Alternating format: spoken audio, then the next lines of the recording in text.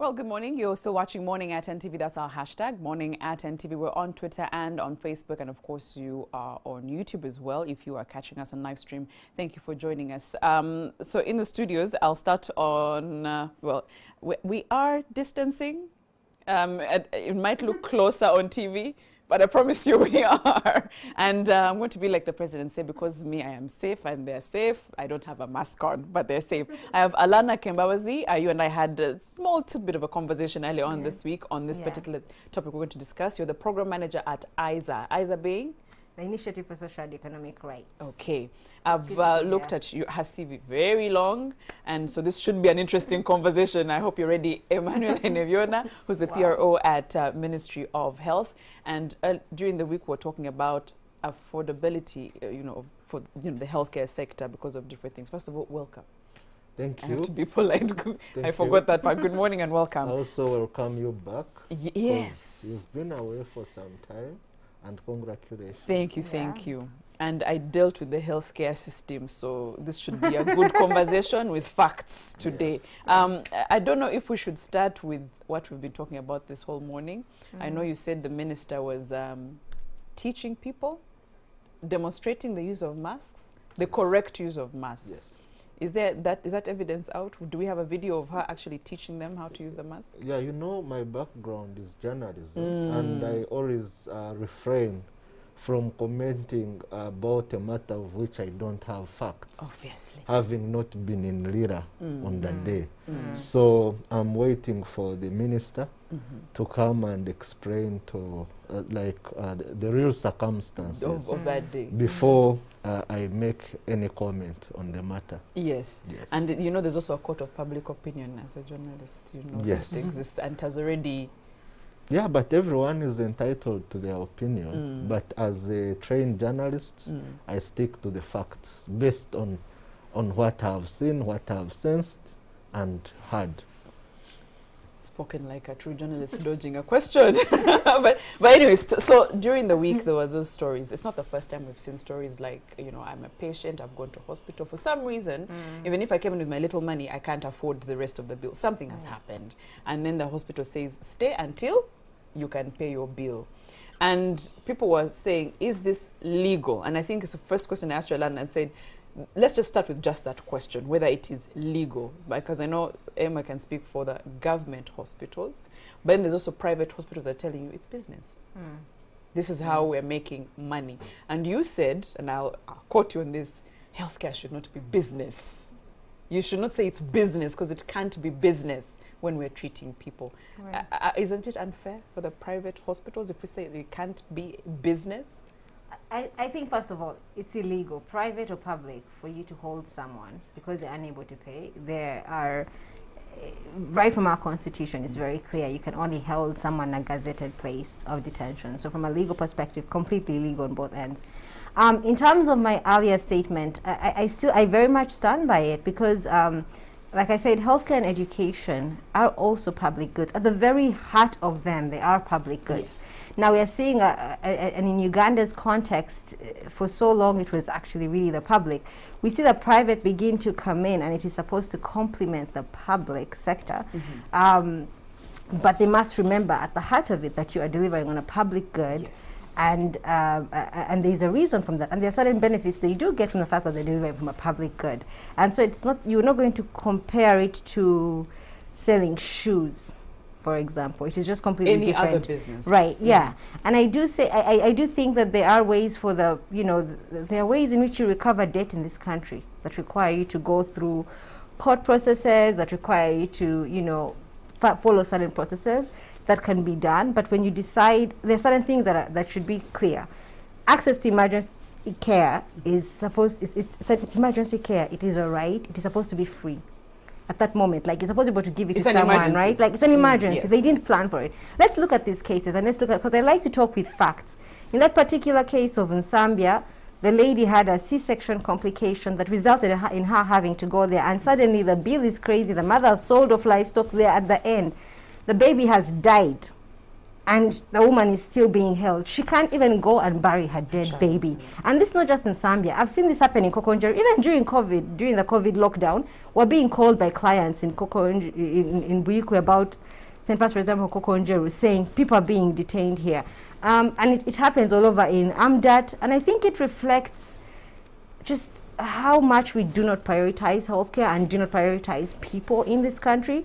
I think it's also a failure of government policy in terms of health governance, because the Ministry of Health, and I'm glad he's here, has said, well, don't detain, but has not dealt with the underlying cause, right? The underlying cause is that public facilities are either not easily accessible, or they're not in the state that they need to be for the person who is able to go there to get there, right?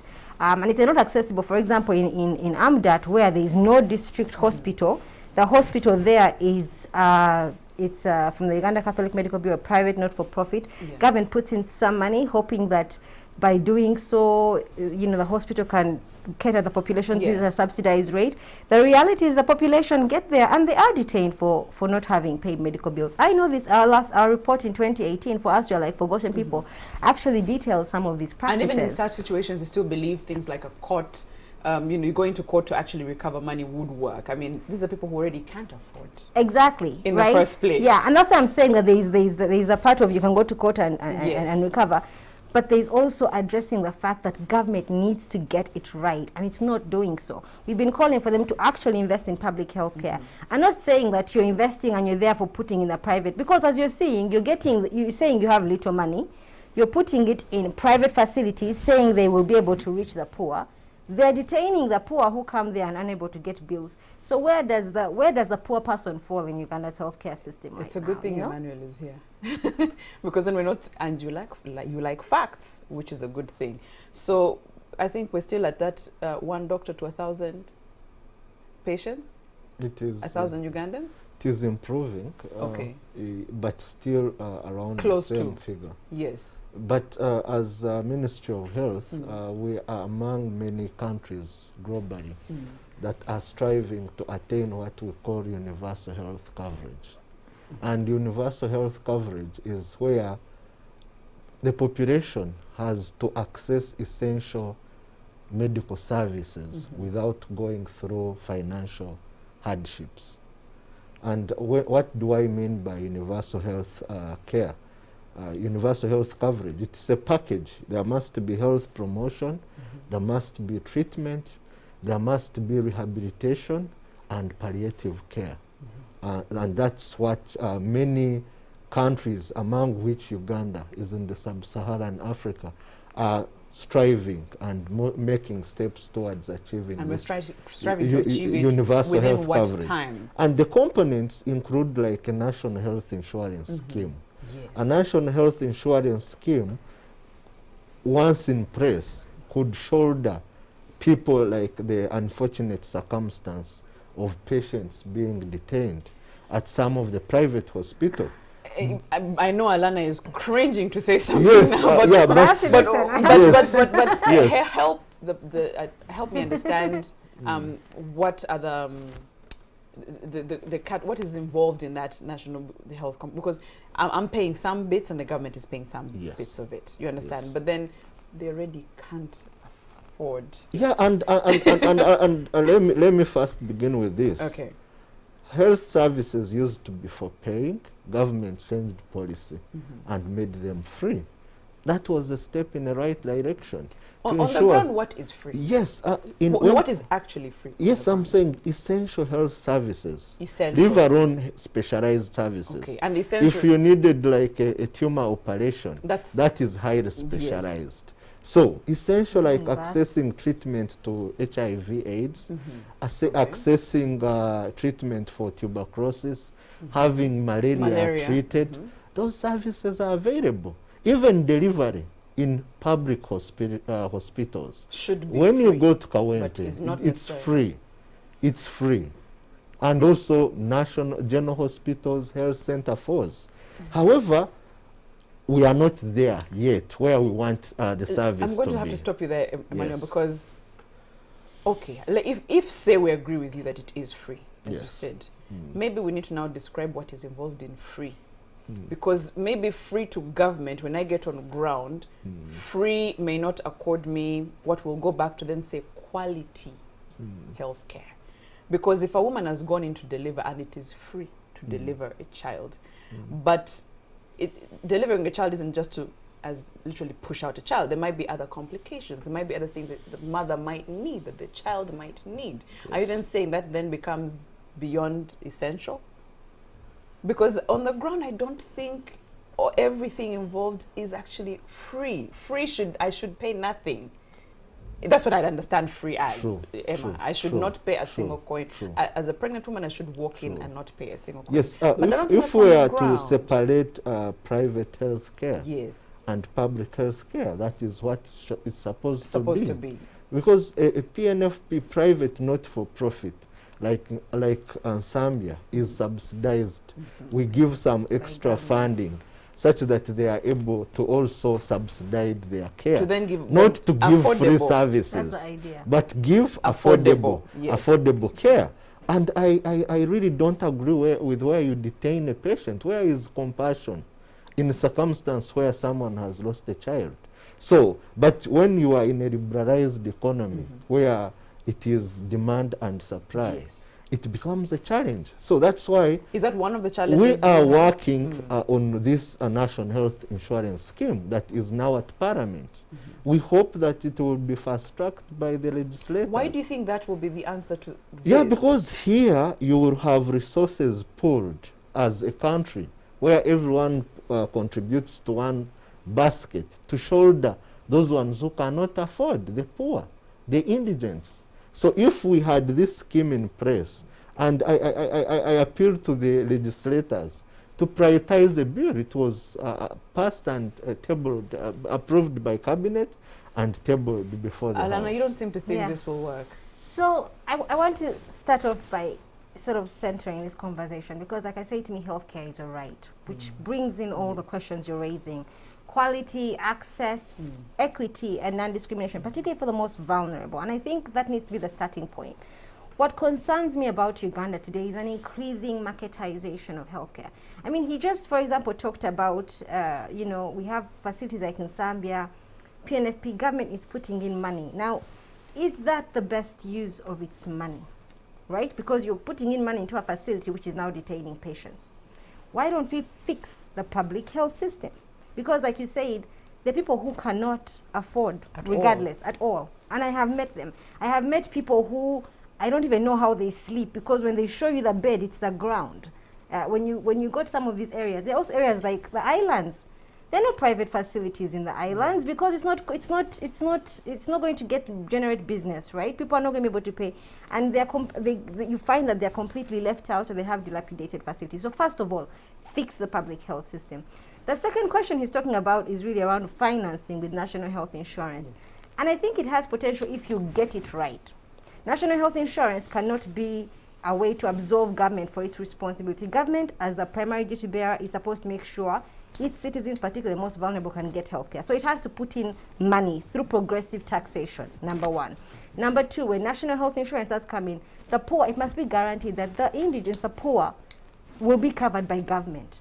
And right now in this bill, the ministry tabled, it doesn't have that language. And it's something we've been engaging for a long time in the ministry on this. And in fact, the 2014 bill used to have that language. It is now sort of there. And when things are not defined, again, who will fall through the cracks? Implementation becomes harder. Right? Because I have health insurance, right? You know, and for so many, but we want to make sure we don't have a system where we replicate certain issues coming up. And the third thing is really around regulation. You can say Zambia should have compassion. We need to see something stronger. It can't be compassion. The government, and that's another part of the government's obligation, not only is it supposed to fulfill healthcare in terms of making sure its citizens have it, but when there are other actors involved, you are supposed to regulate, like monitor what you're talking about, whether it's in a government facility or not. They're charging fees, for example, in the government facilities. That comes with because they're not monitoring. They're not really holding people accountable. And when for the private facilities, it's an issue of regulation. We have piecemeal scattered legislation, right? And I think we need to sort of center and say, okay, what is, sometimes we get these ideas from other countries and so forth. We need to look and say, what is the reality of Uganda right now? The reality is there is quite, and we were here last week talking about social protection, there's a huge percentage of people that are poor. COVID is going to make them slip further back That's into actually what I was poverty. about to say, that we might not understand that even before COVID, we probably never understood who the poor actually were. Because as much as you're saying that the services would be available to the poor or those who can't afford, we saw it in the distribution of food. Who you assumed didn't need the food actually probably did need the food, you understand? But you didn't regard them as poor. Yeah. So doesn't it get harder in implementation when we actually, it's skewed on who is vulnerable and who isn't, Emma? Yeah, I think it's a matter of ensuring that we get our planning right. The strategy ensuring that I've had an opportunity to visit the neighboring East African countries. They are able to profile each and every individual right from birth, and they have categories. And I wonder which neighboring country you're discussing, because regardless, yes, I'm saying they have classified each individual, and it is easy. When you ask how many fall under this category, they will be able by a click of a button to check. So if we get to that level, but Uganda naturally we fail at implementation. We have the mechanisms in place, and it's this discussion that would awaken the debate on having such issues right. I disagree. Yes. I actually think our policies try to do that. And we've been involved, for example, in the context of developing national health insurance, with the ministry was sitting and trying to think through how do you identify the poor, right? Ministry of Gender has its own criteria. UBOS has criteria because it does, so there are a couple of institutions, the ministry as well. And unlike what he's saying, which Rwanda does do in terms of classification. Is that the country we're discussing? I don't want... That is probably the country we're saying our neighbors in East Africa. Has come from okay, there you go. But I do know that even during that, because I was asking about distribution of food, the issues of criteria were coming up, and they're also telling me, yeah, we're just using the normal criteria, we have to do that. But I will say this, no criteria will be perfect, right? And it's the critical thing is to really look at vulnerability, because you can be poor, but then someone, a person with a disability who is considered poor with many dependents, it's a more complicated discussion, right? But and that's why I think it's really important you invest in a strong public health system, because the poorest will naturally you keep get saying there. that though. Let's maybe help the government understand, when you say invest in, what are those spheres they're investing in? And first of all, in terms of increasing overall budget, which I see is now happening in COVID, but unfortunately supplementaries, I'm trying to track. That's not the tracking answer the health budget this year has been a nightmare, because I feel like you have the ministerial policy statement and then you're getting into supplementary. That is not sustainable. It is not good for accountability. But if we do see an increase in the health budget, which we've been pushing for a long time, because it's often hovered between 6 to 9%, that would be good. But then now getting down into the specifics, right? Like, are there health workers? And when you have limited funds, are you making sure that in all these areas, particularly the islands, areas that are hard to reach, like AMDAT, services that would care at persons with disabilities are actually there? And I know sometimes we've talked a lot about it, but it's not really being done. And then when you get to what he's saying, specialized services, if I have cancer today, right? When we saw this during lockdown, you can only come to UCI. So people missed cancer treatment because they were stuck up country. Because the whole process, I remember talking to someone at the start of this year, and she told me she takes an overnight bus with her son. Then she's at UCI the whole day. Then they take another overnight bus. And I could not imagine having, you've gone through chemo and then all of this, right? And it's expensive and they miss treatment sometimes. And yet we see they're going to do the Lubowas. And by the way, in the budget, let's talk about the budget. In the budget, they're very clear that whatever happens, the construction of a Lubowa international specialized hospital is going to be going on, which is a lot of money. And when you think about the fact that there are so many districts without district hospitals, so many sub-counties, and I do have the data here, without, health center 3s, for examples, and 2s, you need to really think about, if you're increasing access, you're not just bringing projects that look nice. You have the Mulago Specialized Women's Hospital. How many people can afford it, right?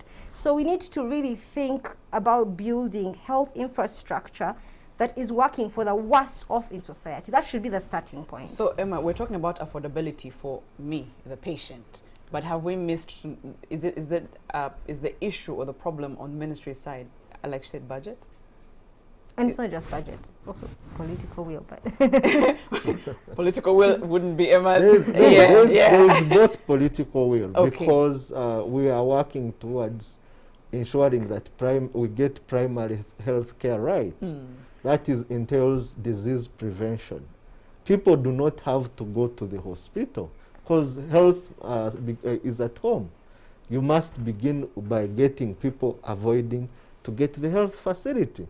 As far as infrastructure, we have a plan of constructing a health center 3 per sub-county. But the Which ones you've that already exist done. already, yes, already are they well equipped? they are on. No. Yes, there is a process.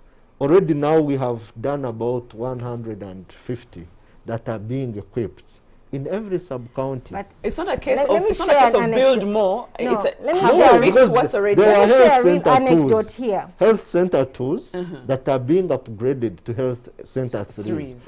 per sub-county. And it should be able to have like delivery services and all the other essential services. And this is happening. But Emma, let me give you a Is real it anecdote. really No, happening? Yeah, let this me is give you a real happening. anecdote. I was Then- in Sigulu Islands, Yes. where there was Rabachi Health Center 2 that was infested by bats. I documented it. I came back. I mean, I was disgusted to the core. The health workers were giving drugs outside the facility because they could They not take couldn't the use the smell. facility. Even me researching, it was overwhelming. I came back a year later to launch the report. We had the MP, we had the Corporate Commission. I mean, the ministry knew about it. Again, it was the same situation. We filed a complaint at the Corporate News Commission against the ministry, specifically on Sigulu Islands and the issues of discrimination there. It is years later, it is now recently that I was checking in and they were saying, well, the health facility has been fixed. For the I mean, I want us to Because get we very, have a very deliberate serious. process. Emma, that let's say is bats. ensuring Let's say that bats are a And higher Emma, position. yes, What about the bats access? is- As something as Yes. small as medication, they just medicine not Yes. being available in this health center. There Something ha- as there- so. Let's say bats. She Yeah, might say there bats. has been an improvement in availability of That's essential medicines. Even to an extent that True. she has talked about cancer. The Cancer Institute is a center of excellence in the region. But We it get runs out. patients from as far as DRC, Ethiopia, Somalia, neighboring Rwanda, and we are also doing because And, we, and, have and you good, heard good, the good for Cancer our Institute? neighbors. yes, Can't we we? have become a center of excellence, and now we are talking about decentralizing this specialized care. Okay, The I got same to the as for- Cancer We can, Institute. The applaud, we same can as- applaud one thing. Yeah, the same as But But we're the- saying access, and access has to be for the majority of the yes, population. and that's why we're saying we are seeing a trend of non-communicable diseases on a rise. We have promoted physical activity, which is on the side of having right lifestyles, and also moving towards decentralizing the services. And we are targeting to the one who cannot afford to get on a bus and come to Kampala. You know, at the we are going to somewhere in the have- middle of, I don't know, I think the second lockdown, there was a question where they said, can Uganda actually afford to have this if things went Pandemic. wrong? We'll And the die. answer was no. Because if ordinary malaria, you understand, if giving birth, as you go to a Yeah. health center, I'm saying, let's say the smallest thing is just accessing, I am sick, I've been diagnosed, tablets are here. That's Yes. not possible. No, it's available. And I do This- think In every health center? It might not be in every health center. But because why not? Because then if we're building it to is a whole improve- it is a whole process. I have covered the health sector where still a journalist, and I know where there are challenges. For instance, there can be a process of requisition or requesting for medicines. If myself, a pharmacist at health center Y, like what she was talking about, I do not submit my request on time, and the patients come and there is no medicine, it is an individual responsibility. There is even one time I went to Bududa Hospital, I realized that medicines were in the pharmacy, but the midwife who was at the ward was saying we do not have these specific drugs. So that there are some things we have to fix, like coordination Yes. and also Coordination. the health system, such that every time we are able to view that this kind of health facility has not been supplied with a specific drug. And all that is happening. So which is the bigger problem? Because if coordination could fix a lot of things. Yes. Shouldn't- There are just a few things that we need to get right. The medicines are there. When you go to the national medical stores now, or each and every drug for most of the diseases suffered or which we diagnose in Uganda are there. So it is a matter of having the right human resource that are able to utilize the system to have efficient and quality services. Allana, you were saying? Yeah, I think, you know, Emma started off this conversation by saying universal health care is making sure everyone can be able to get access, right? Yes. And I think that has to be the starting point of all your deliberation. So you can talk about coordination, and I wish Ministry of Finance was here, I wish there was Parliament, because I also do think it's also skewed priority making. As the ministry here talking about getting into a medical credit fund, you know, you're discussing which is going to now support the private sector in some way, and Ministry of Finance try and get money. And our public health system, our baby, is struggling, you know. So I think we need to really be like, okay, if we are feeling constrained, where do we start? Where do we get the most bang for your buck, you know? And you're going to find that it is, again, fixing this issue in the public health system, actually financing it, doing the supervision and monitoring, and then regulating all these providers. Because the discussion that hasn't even happened here is, yes, we're saying this even about the public health system, and then you go to private and the costs are astronomical. You go there for one thing and it's like tests are tacked on, you know. You're not sure if you have qualified healthcare personnel looking after you. Because sometimes, I remember in one case, someone lost a baby. When we began poking, it turns out the midwives were not even qualified, and they were here handling babies as And which usual. is where regulation, which Right, you keep exactly. saying, And so needs to I'm come saying in. that the two conversations have to move hand in hand. You have to fix the public health system and really invest in it, but you also have to be regulating who else is in the healthcare space. And you have to prioritize, because you can't be everywhere. I still struggle to understand government's policy of getting money, giving it to the private sector, when its baby here is struggling, which most Ugandans will turn to, and at the same time you find the private sector is doing things like detaining patients and a whole host of practices. So I think we need to really think about it from an equity perspective. Obviously, and the get budget serious. the budget is not enough, has never been enough. And it will never, It will never be enough. But of course, the government is deliberately creating the prerequisites. But you see, If you have good road infrastructure, I can say, that can link all the health facilities, the health center 3s we are talking about per sub-county, and there are no deliberate delays. Because at times a mother can delay to reach the health facility, not because there is lack of an ambulance, you see, because either the road Emma, has the broken same, down. the same thing they will tell Yes. you, that as a farmer, I have my goods, but it takes me X amount of time to get to Aha. the market. So And they'll complain about the that bottleneck. prerequisites are But in happening. health, yes, Infrastructure, Someone dies. infrastructure They is die. happening. they die. I was at Kayunga Hospital. It has just been refurbished. It's going to be equipped with the state-of-the-art equipment. So if you go to Kayunga and have the right human resource, people of Kayunga will get the best services they will need. Okay, how about outside emergency they don't- services? Yes, Yeah. because it has factored in emergency services. We have also an emergency policy But you see, from where we are going to have a dispatch, ambulance dispatch center that are pressed regionally. Already, this COVID situation has at least, it's going not to leave the healthcare system the same it again. has actually So- poked, Yeah, poked the health sector a lot much more. as it has poked, there Yes. is investment. If we talk of 10, So wait, just to 10 clarify. if we talk of 10 ICU beds per regional hospital, this has not been there. But they are going to be that's- there. Is it just So me or does little. 10 sound so little? You better wear your It's- masks, it's people, so because little. if we only have No, 10 it's per so region- Our little, population but is also, it's that's what I'm growing. saying. Yeah.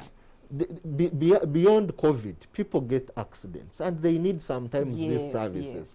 And this unfortunate situation of COVID has at least brought an investment. Why should we wait for a pandemic to remind us to be responsible? And that's what I'm saying. We need to deliberately invest in the system. But now, so what even you see, why weren't we doing when this? you see now the airspace has been closed, Ugandans are here. So that's why we need to prioritize ensuring that we do not go abroad.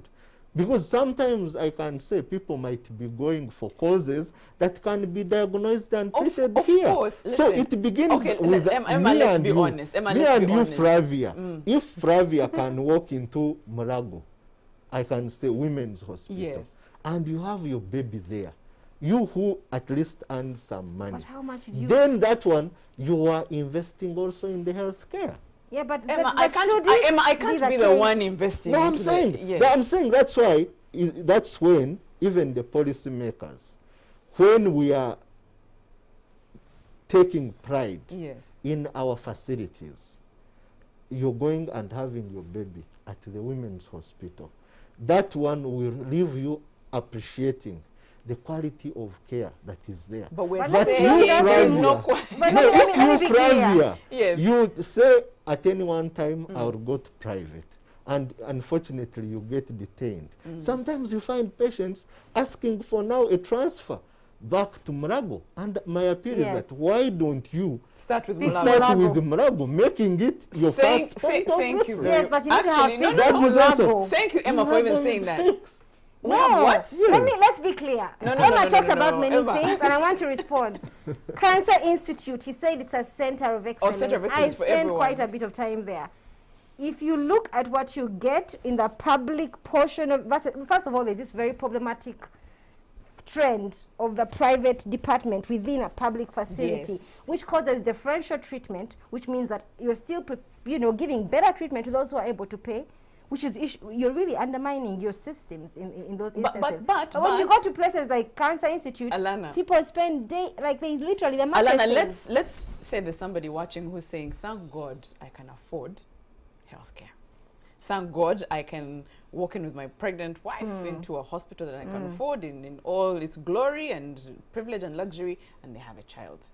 We don't want to say it's wrong for them. They can afford it. Why not? Great. But we know that the majority of Ugandans cannot afford it. I don't want you to tell me that because at some point I'll be stuck and be told to go back to Mulago, that why didn't I start with Mulago in the first place? That's what we're discussing here. As much as we're discussing affordability, there's also quality.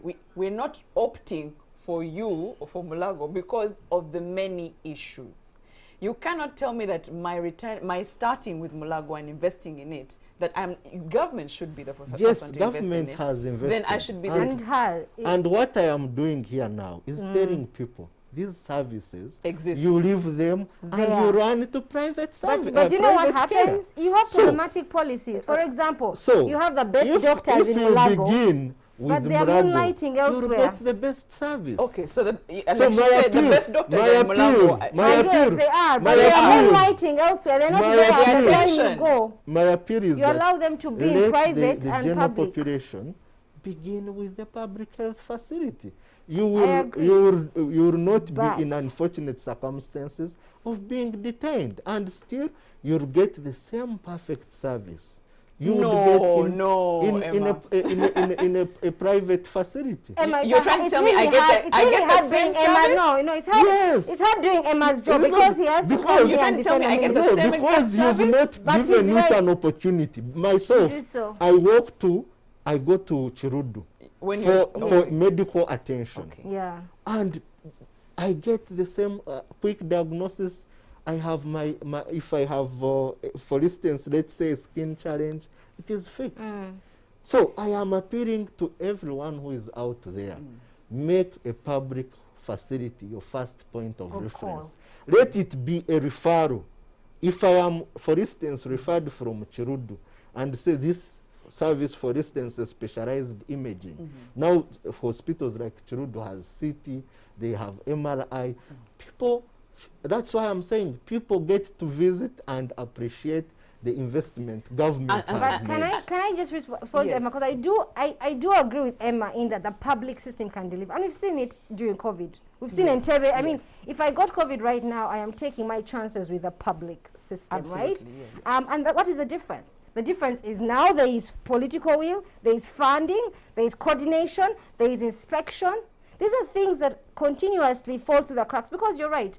Mulago will have the best doctor. In fact, the best doctors are Mulago. government doctors. Everyone knows that. But what happens? You have policies that allow them to be working there, also working in private, and then they abscond work to go follow where to make their extra money. Which is where I think Emma You should know, answer the so answer we need to on stop regulation. this back and Is there forth. regulation? Is there a bottleneck in the regulation Regulation process? is there, but we can strengthen it, It can further. improve. It can Need to improve. For instance, the permanent secretary has been doing support supervision. Dr. Diana Twine has been in Western Uganda, and she visited one specific health facility where she found one doctor who moved and settled there, because most people apply, and even reporting is an issue. Even for COVID, we made people to go and work, and they don't show up. So this specific doctor had improved delivery and attracted a number of mothers, and she was so happy to find that these things are happening down in a health center. But you're not addressing my issue Yeah, with so I'm saying regulation of the private support sector. supervision. Support. I am That's first different. concentrating And I'm on hoping public Dr. Twine health care. showing up once in a while should not be Yes, so looked this at is as a supervision. continuous Okay. process. Support supervision. It is It planned to know whether attendance to duty, for instance, availability of treatment is there. Yes. And this is a deliberate process. If we have support supervision happening regularly, and this can fall between public and private, we have also the private supervised. Yes, which is Because actually where Allana is saying that for instance, we normally do the annual Unregulated. sector performance report. I don't know whether she has had an opportunity to look at it.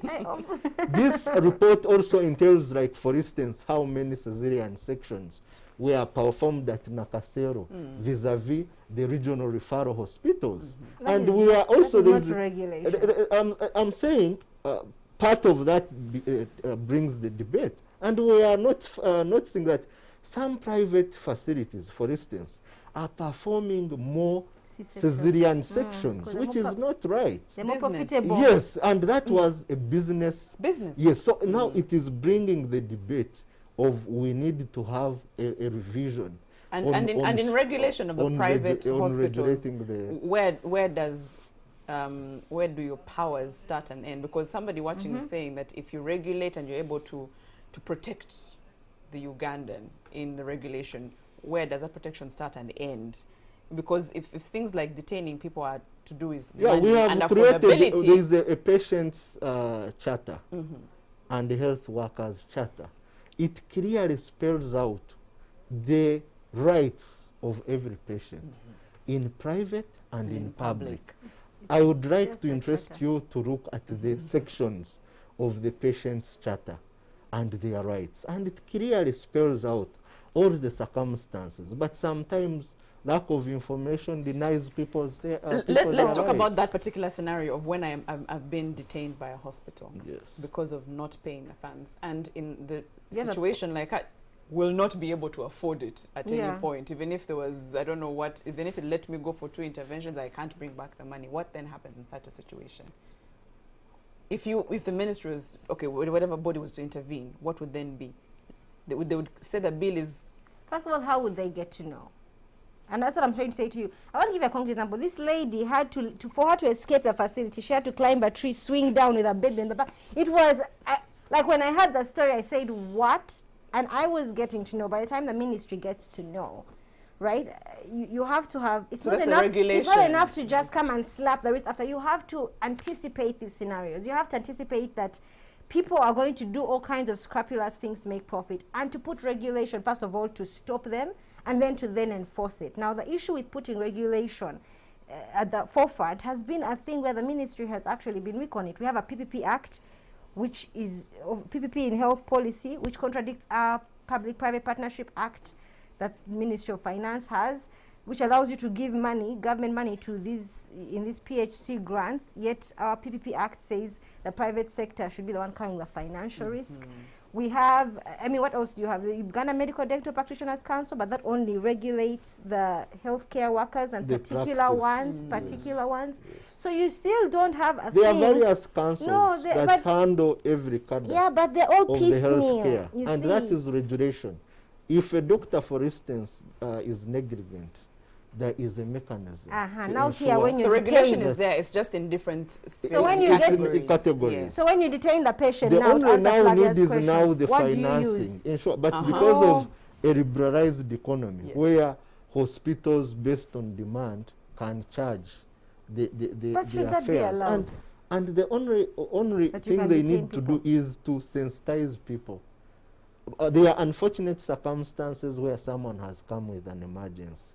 So we need to look for mechanisms how we can avert. I mean, hospitals, you can't say unfortunate because emergencies will happen. Exactly. Yes. It's a hospital anticipated. And deliberately, we are By the ministry creating an perspective that emergency. emergencies will happen. We How have do you an deal with that? emergency department that just that is implementing right in the stage of implementation. After it has been fully implemented, we hope that no mother will be going to a facility where they would not have wished to go. Because once there is a dispatch of an ambulance, Let's be sometimes you're realistic. pushed. Let's be Because realistic. this is the nearest, that's where you will go. But if there was an ambulance system that is currently being put in place, someone will be able to be rushed to Murago, to Kawempe, to But first Women's wait, if a Hospital. mother, if the baby Mulago is is not the coming right closest. now and something is wrong, or if you've had appendicitis, and do you know how and quickly it emergency switches? care, Emergency care is there a can right for be particular issues. mobile health facilities. There are ambulances You know, that are mobile health facilities. Where you can be where you can first even aid. you can have your baby be stabilized Then up do to more. where the hospital where you've been attending antenatal, and that's how it should be. No, You but should Emma, not be going to deliver at a facility that you've not been going to But for antenatal. Emma, in the event that you go there, and that's what I want to be clear, Emergency. they are supposed to actually treat you first, and then the issue with regulation comes in with, okay, they want to recover money, right, if it's a private facility, you know, they can't detain you. And the ministry needs to be, it can't just say, You need to be clear on that. compassionate or Yeah. whatever. No.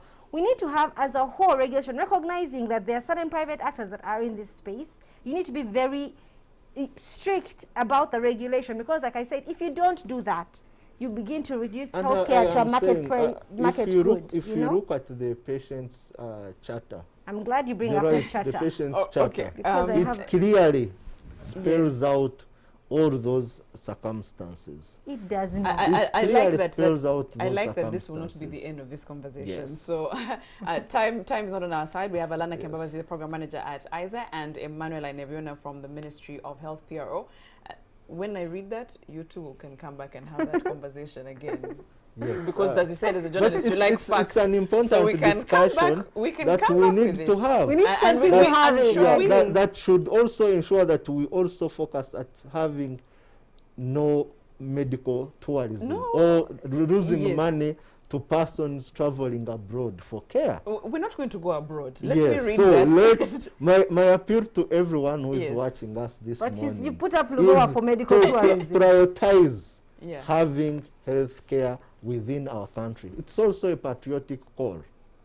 Patriotic with quality also. Yes. Yeah. And we have Let's not we support have- Uganda just for we the sake have of the supporting. specialists who can perform that kind of service, Absolutely. quality service. And can I just You can maybe have here. just Your to say parting my shot, last, yes. my parting shot. Again, we must remember that there's a reason why we have governments in place, and we do have these things called human rights, and healthcare is one of them. And that means that you're investing, first of all, making sure Ugandans can get healthcare by investing in the public health system, but also regulating any other actor Actors in in this this, space. Because it's not going to be business as usual, and we must be wary about the marketization we are seeing of healthcare. Thank you so much. It's Morning at NTV. Our hashtag does continue.